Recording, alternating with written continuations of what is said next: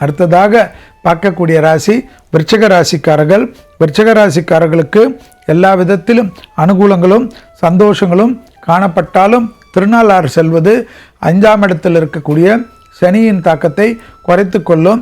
பிள்ளைகள் விஷயத்தில் காணப்பட்டிருந்த மனசஞ்சலங்கள் தீர்வதும், அஷ்டமத்தில் இருந்த குரு 9ஆம் இடத்துக்கு வருகிறார். 9ஆம் இடம் என்பது பெரிய விசேஷம் என்பதை ஞாபகத்தில் வைத்துக் கொள்ளுங்கள். ரொம்ப நாட்களுக்கு பிறகு, கிட்டத்தட்ட 12 வருடங்களுக்கு பிறகு விருச்சகத்திற்கு 9இல் குரு வந்திருக்கிறார்.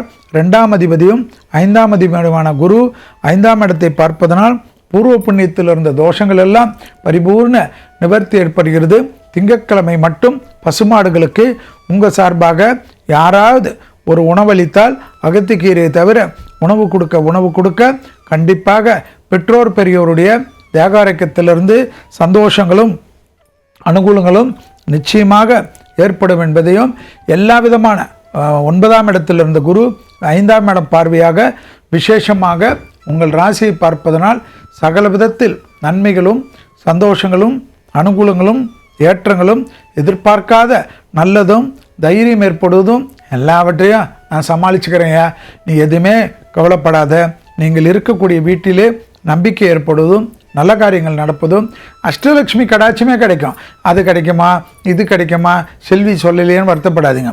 எல்லாத்தையும் இழந்ததையெல்லாம் பிடிக்கக்கூடிய காலகட்டம்.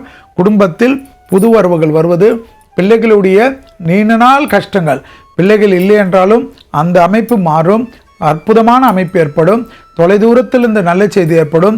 திருமண தடை, புத்திர சந்தான தடை, அஷ்டலட்சுமி கடை, தொழில் தடை எல்லாம் ஏற்படும்.